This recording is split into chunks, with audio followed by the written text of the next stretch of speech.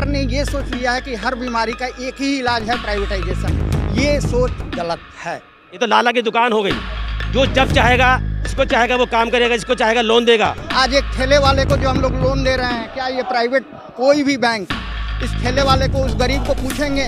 नहीं, उनके लिए केवल मलाई वाले कस्टमर ही कस्टमर रहेंगे, बाकी लोग बैंकिंग सेवा से बिल्कुल दूर हो जाएंगे। बैंक से कर्जा लेके बैठे हैं, चाहे वो अडानी हो चाहे अंबानी हो, सबका बैंक से कर्जा है। अब वही बैंक के मालिक जब बन जाएंगे तो क्या अर्थव्यवस्था सुधरेगी?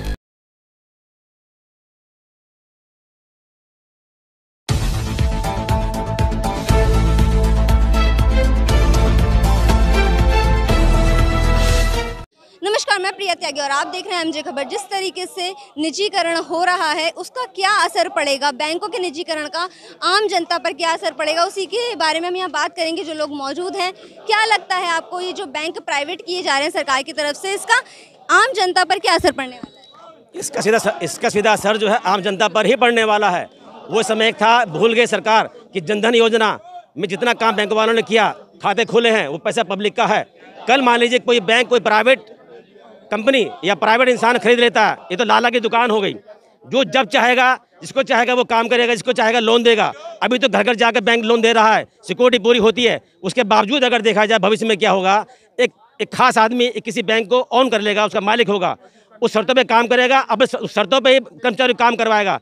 और आने वाले टाइम में ये कोई गारंटी सरकार नहीं दे सकती कि कर्मचारी को हित होगा नहीं होगा, उनकी नौकरी पक्की रहेगी नहीं रहेगी, सोशल सिक्योरिटी पक्की होगी नहीं होगी। ये बहुत जरूरी ध्यान देने वाली बात है। पब्लिक का पैसा है, उसको गवर्नेंस करना, उसको कंट्रोल करना सरकार की जिम्मेदारी है। सरकार इससे बच नहीं सकती। आज जो देश की गरीब जनता बैंकिंग सुविधा का लाभ उठा रही है, निजीकरण होने से वो इन बैंकों से दूर हो जाएगी। इसका प्रत्यक्ष प्रमाण यह है कि आज भी आप दिन भर किसी प्राइवेट बैंक के सामने खड़े होकर देखें, कितने % जो है वहाँ साधारण जनता जा पाती है। वहाँ पर केवल पूछ होती है अमीरों की, और उनका एकमात्र उद्देश्य है प्रॉफिट कमाना। जबकि ये जो सरकारी बैंक हैं, इनका है बैंकिंग चलाना, साथ साथ जो है जनमानस सेवा करना। आम जनता से बैंक दूर हो जाएंगे। बिल्कुल, इसमें कहीं कोई दो राय नहीं है। जनधन के 40 करोड़ खाते का प्रधानमंत्री दावा करते हैं, उसमें कितना % आज जितने प्राइवेट बैंक हैं उनका है और कितना सरकारी बैंकों का है। जो एक गरीब आदमी जो अंगूठा लगाता है, क्या वो इन प्राइवेट बैंकों की सीढ़ियां चढ़ पाएगा? किसी हालत में नहीं। आज एक ठेले वाले को जो हम लोग लोन दे रहे हैं, क्या ये प्राइवेट कोई भी बैंक इस ठेले वाले को, उस गरीब को पूछेंगे? नहीं, उनके लिए केवल मलाई वाले कस्टमर ही कस्टमर रहेंगे, बाकी लोग बैंकिंग सेवा से बिल्कुल दूर हो जाएंगे। ये सबसे बड़ा लॉस इस देश की जनता को हो रही है। अर्थव्यवस्था सरकारी कंट्रोल में भी सुधर सकती है। केवल प्राइवेट कर देना, एक ही हर बीमारी का एक ही इलाज कभी नहीं होता है। हर बीमारी का अलग अलग इलाज होता है। जैसे डॉक्टर शरीर के अलग अलग चीज़ों की बीमारी का अलग अलग दवाई देता है, वैसे ही सरकार को भी ये सोचना पड़ेगा। सरकार ने ये सोच लिया है कि हर बीमारी का एक ही इलाज है प्राइवेटाइजेशन। ये सोच गलत है। एक ही इलाज है प्राइवेट करना, क्या सही है?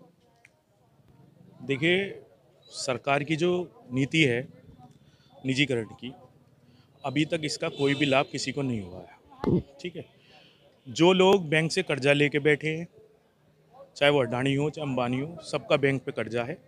अब वही बैंक के मालिक जब बन जाएंगे तो क्या अर्थव्यवस्था सुधरेगी? मैं आपके पत्र के माध्यम से केवल एक बात कहना चाहूँगा कि जिस वक्त इन सब प्राइवेट बैंकों का सरकारीकरण हुआ था, नेशनलाइजेशन हुआ था, तब क्या ज़रूरत महसूस की गई थी? क्योंकि आम आदमी को बैंक की सुविधाएं नहीं मुहैया हो रही थी, इसलिए इनका सरकारीकरण किया गया। लेकिन आज उन्हीं सरकारी सुविधाओं को पब्लिक से वंचित कराने के लिए फिर निजीकरण किया जा रहा है। इस बात की क्या तुक है? और हमारे देश की जो परिस्थिति है, ये मॉडल अच्छा हो सकता है डेवलप्ड नेशन के लिए। जो सरकार की सोच है, ये मॉडल अच्छा हो सकता है डेवलप्ड नेशन के लिए, लेकिन डेवलपिंग नेशन जहाँ की इतनी गरीब जनता है, कम पढ़ी लिखी जनता है, वहाँ पे ये सॉल्यूशन नहीं है। निजीकरण से सरकार कहती है लोगों को फायदे होंगे। आप भी आम आदमी हैं, आम आदमी से पूछिए वो अपना खाता किस बैंक में खुलवाना चाहते हैं, निजी बैंक में या सरकारी बैंक में। यदि सरकार का तर्क सही होता तो निजी बैंकों में ग्राहकों की लाइन लगी रहती, जबकि वो उल्टा रहा है, सरकारी बैंकों में लाइन लगी रहती है।